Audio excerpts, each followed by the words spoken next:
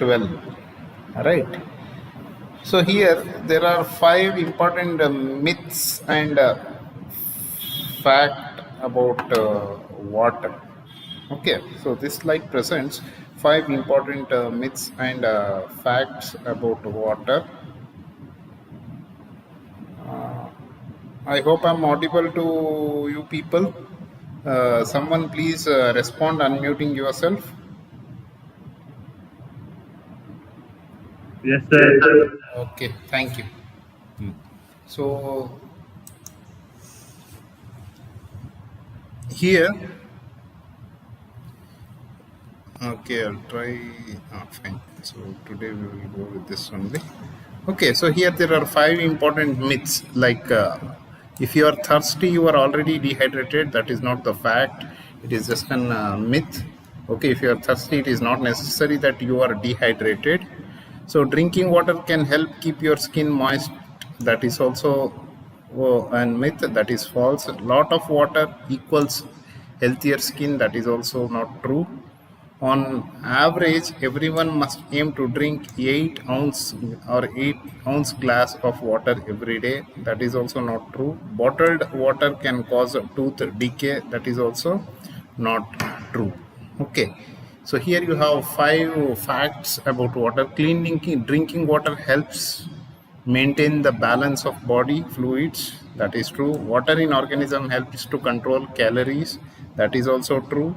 A person who increased his water consumption by 1.5 liters a day would burn an extra 17,000 calories. That is also a true fact, and it is published in World Health Organization. Okay, and UNICEF joint monitoring program. So that study is published by World Health Organization. And water helps to regulate body temperature. So that is one of the major functions of water. And doctors advise that to be on the safer side, we should drink at least 1.2 liters of water.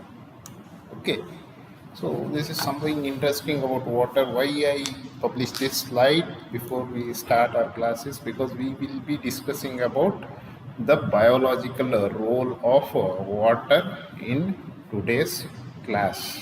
Okay, how water helps, what are the disorders that are related to loss of water, and the contents of water, that is electrolytes, how they help in our normal life, and when we need treatment due to loss of electrolytes and water. These are the things that we'll be discussing in today's class and a few of the future classes. That is, at least I require 3 classes to complete this chapter. Okay.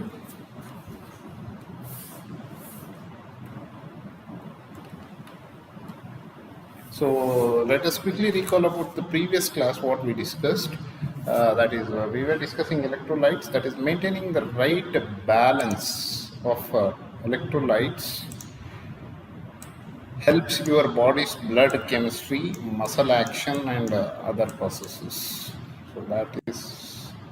So what are electrolytes? So this is a syllabus that we are supposed to discuss. That is about body water, compartments of fluid compartments, how this water is distributed in the body. So for our studies sake, we are going to divide this fluid in our body into different compartments, and water balance, how our body manages the requirement of water and it maintains to an optimum level, and how electrolytes are distributed through these compartments, and determination of sodium, calcium, potassium, chlorides, bicarbonates in the body. So in today's class, we'll focus on body water, compartments, water balance, and electrolyte distribution. In your next class, we'll be discussing more about distribution of calcium, potassium, chlorides, bicarbonates in the body.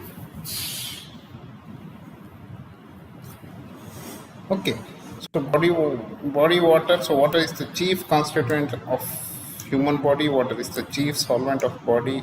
Water comprises 60 to 70% of the total body weight, and we cannot exist without water. This we have discussed in the previous class. What are the sources of body water? So there are 2 major sources: exogenous sources and endogenous sources. Exogenous sources, drinking water, beverages, So we drink per day we drink around 1 to 1.5 liters, and water from cooked foods. Water intake through mouth is highly variable. So we drink water ranging from 1 to 5 liters per day, depending upon our social habits, our personal lifestyle, and also climatic condition plays a very important role in cold climate. We drink less water, and under hot conditions in summer we drink more water. Endogenous sources like metabolic water generated in metabolism of food we consume. So around 400 ml of water per day is generated from food metabolism, and it is uh, at the end of this water is produced at the end of electron transport chain, and also small amount of water is produced from carbohydrate, lipid, and amino acid and nucleic acid metabolism. Okay. So how water is distributed? So water is distributed. Distribution of water inside our body for our study purpose, what we do is we have divided them into two major compartments. One is intracellular fluid and another one is extracellular fluid. Intracellular fluid means the fluid that is present within the cell, inside the cell. Extracellular fluid means this fluid that is present outside the cell. Extracellular fluid is further categorized into interstitial fluid, that is the fluid that is present between the cells. If these are the cells, the fluid that is present between the cells is called as interstitial fluid. And blood plasma, you know that flows in capillaries and veins. Okay, so that is plasma or blood, what you're going to call. So, and there is one more type of fluid, that is transcellular fluid.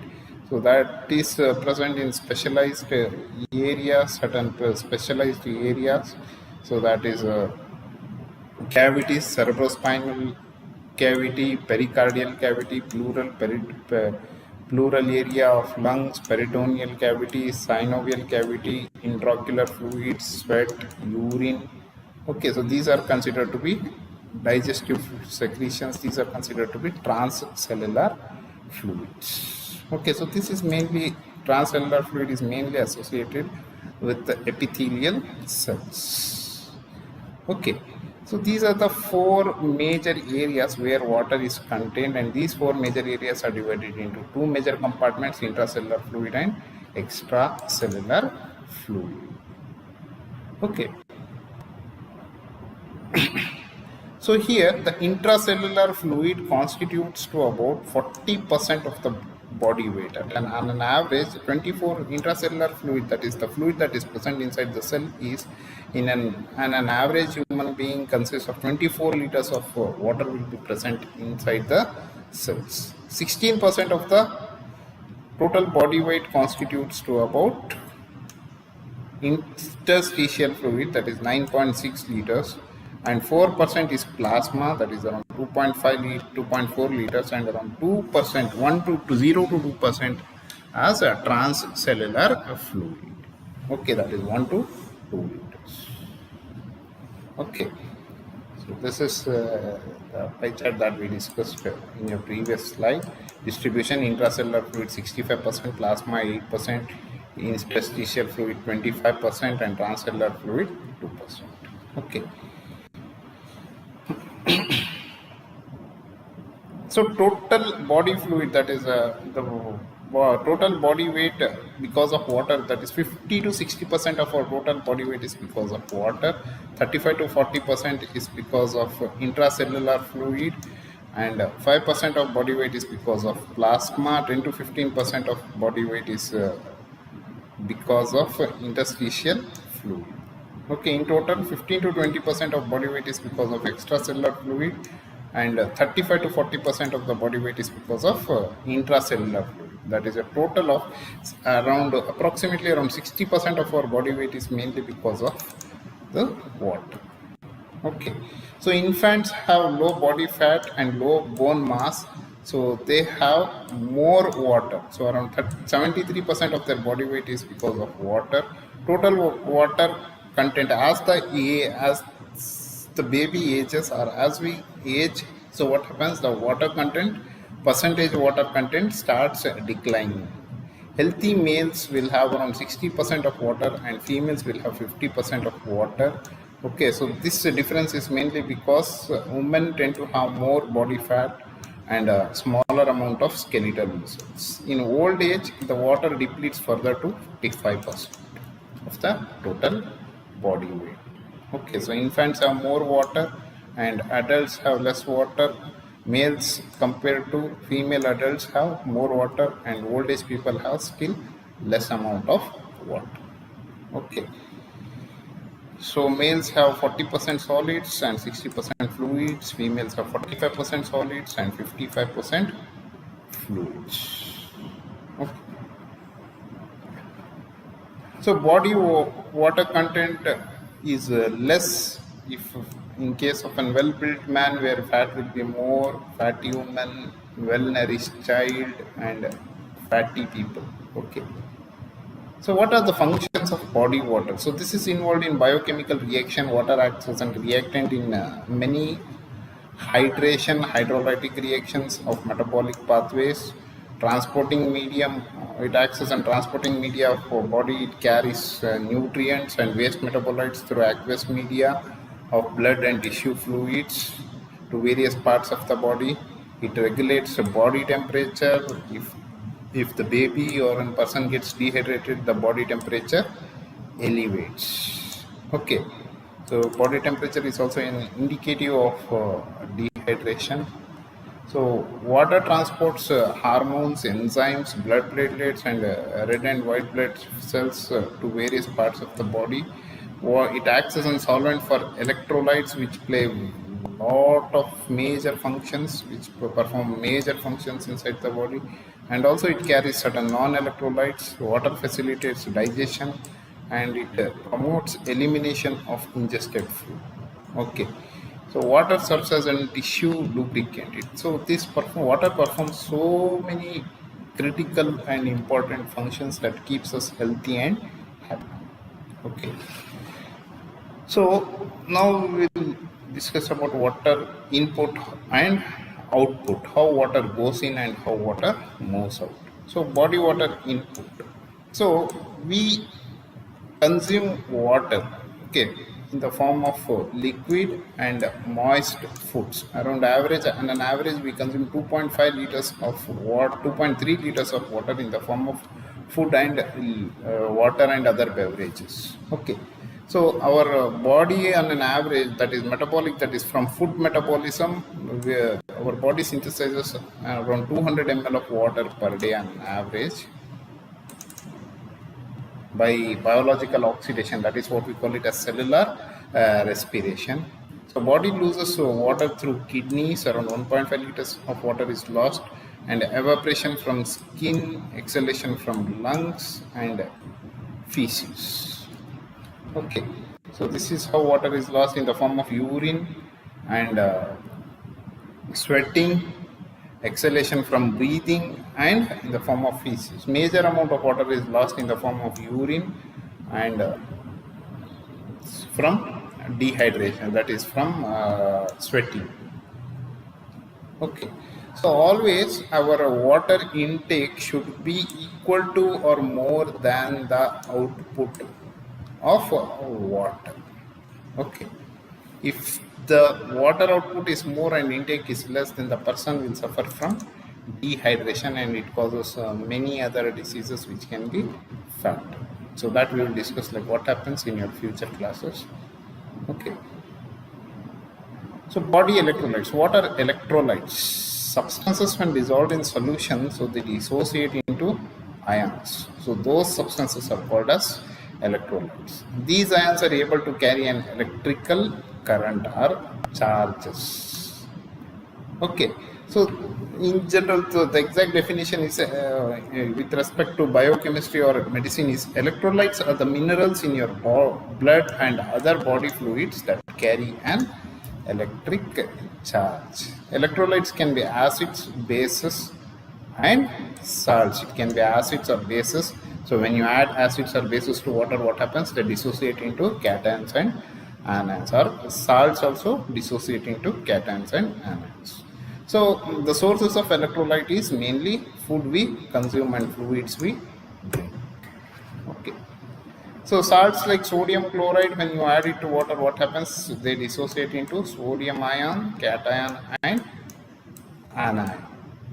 Okay. Similarly, potassium chloride will dissociate into potassium ion and chloride ion in water. So the charged sodium and chloride ion are called as electrolyte. The charged sodium and chloride ions are called as electrolytes. So the concentration of electrolytes is expressed in terms of milli equivalents per liter in biochemistry. Okay. So there are two types of electrolytes, that is cation, positively charged species, and anion, that is negatively charged species. Okay. How these molecules, that is the acids, bases, and salts, exist in the form of charged species in water? What is the reason? So the major reason is when these like sodium chloride, the salt is added to water, what happens is the water will carry positive and negative charge. You know that water will be carrying positive and negative charge, correct? So oxygen,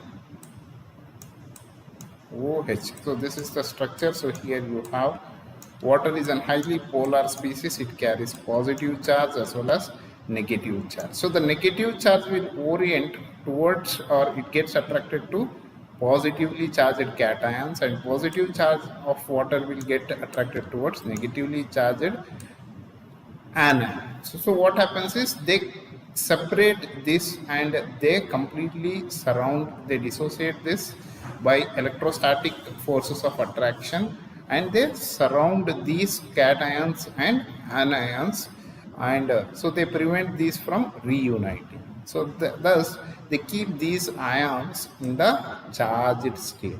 Okay, when you add these salts or acids or bases into water, what happens? This is how they dissociate, and they engulf the ions and they keep them in the charged state, okay, in the form of electrolytes. So how these electrolytes are distributed inside our body? Okay, so each compartment, like extracellular fluid, intracellular fluid, interstitial fluid, so all these compartments are electrically neutral. That is to say, the number of positive charge will be equal to the number of negative charge. That is, the number of cations will be equal to the number of anions.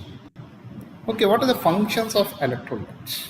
Electrolytes maintain the water level inside the body by osmotic process, that we will discuss later in today's class, and it helps to maintain the pH of the blood. Okay, and it helps in various muscular contraction and relaxation functions, and also it helps to other important process like to maintain homeostasis, like conduction of impulses, contraction and relaxation of heart muscles, and a lot of other functions that we will discuss in the future slides, specific functions. What are the common electrolytes that are present inside our body? So they are calcium, chloride, magnesium, phosphorus, potassium, and sodium. Okay. So what are the major electrolytes that are present in different compartments? So the intracellular electrolytes contain potassium, magnesium, and phosphorus as the major electrolytes, and extracellular electrolytes contain sodium, chloride, and bicarbonate as the major electrolytes. Okay. So distribution of these electrolytes, how these electrolytes are distributed. Each fluid compartment has a distinct solute compartment. Okay, so it is having its own distinct solute pattern. Like cells have their own specific composition. So like in a previous slide we saw, like intracellular fluid compartment will have more amount of potassium, magnesium, and phosphorus, and extracellular compartments will have more amount of sodium, chloride, and bicarbonates. Okay, so that is what it says. So each fluid compartment has its own solute pattern. Sodium and chloride are major ions of extracellular fluid, and potassium and phosphate are the major ions of intracellular fluid. Okay, so here you have the distribution of electrolytes start. So here you can see sodium in the extracellular fluid compartment. It is having 142 milliequivalents per liter, highest than other electrolytes. Magnesium is present in the intracellular fluid, highest concentration magnesium and potassium. Okay. So what are the functions? The function of sodium is to maintain the fluid level, fluid balance and osmotic pressure. So potassium plays an important role in neuromuscular excitability and acid-base balance. Calcium plays an important role in building blue bones and clotting factors as a clotting factor. And magnesium plays an important role as an cofactor that you know very well, that we have discussed in carbohydrate metabolism.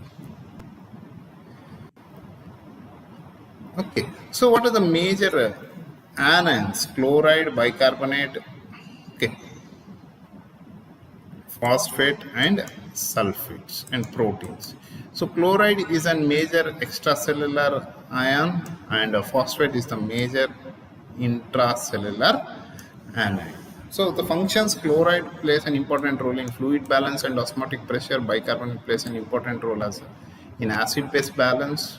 Proteins help in osmotic pressure. Phosphate plays an important role as an energy storage in the form of ATP, AMP, cyclic AMP, ADP. Okay, sulfate plays an important role in protein metabolism. Okay. So electrolyte balance. So this is a very important concept with respect to the health.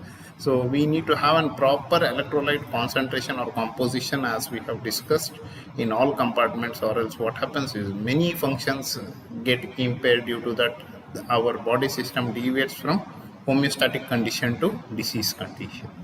Okay, so the regulation between the intake and output of water plays an important role in electrolyte balance in the various fluid compartments.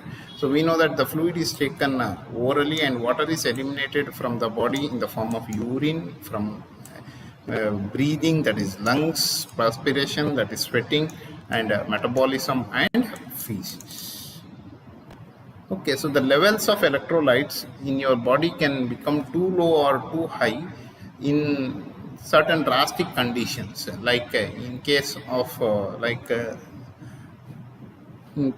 certain medicines that can cause dehydration or vomiting, where there is direct loss of vomiting, and diarrhea where there is direct loss of ions and electrolytes and water, and sweating can cause a decrease in the water level.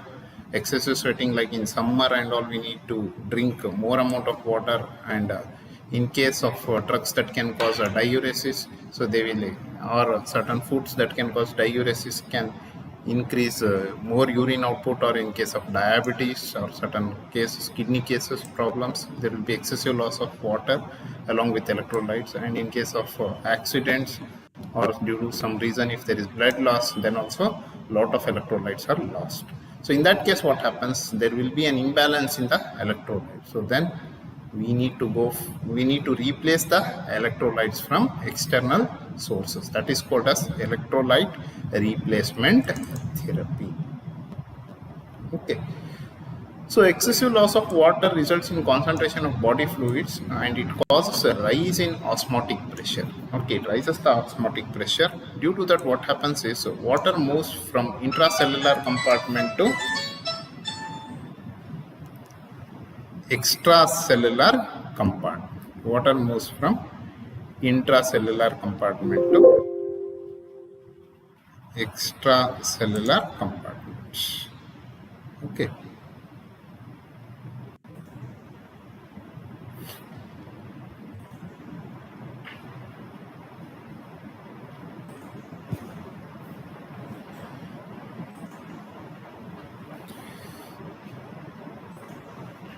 So due to this, what happens when the water moves from intracellular compartment to extracellular compartment?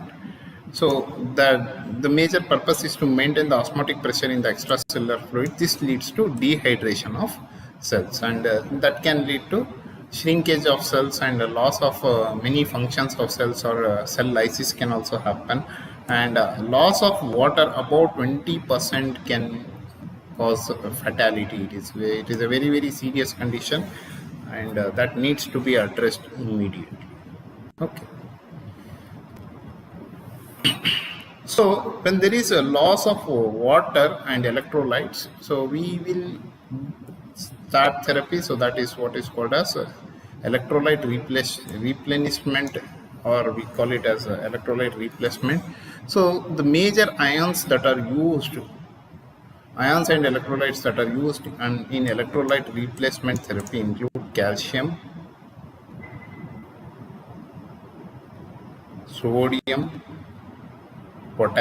calcium, sodium, potassium, chloride, phosphate, okay, bicarbonate.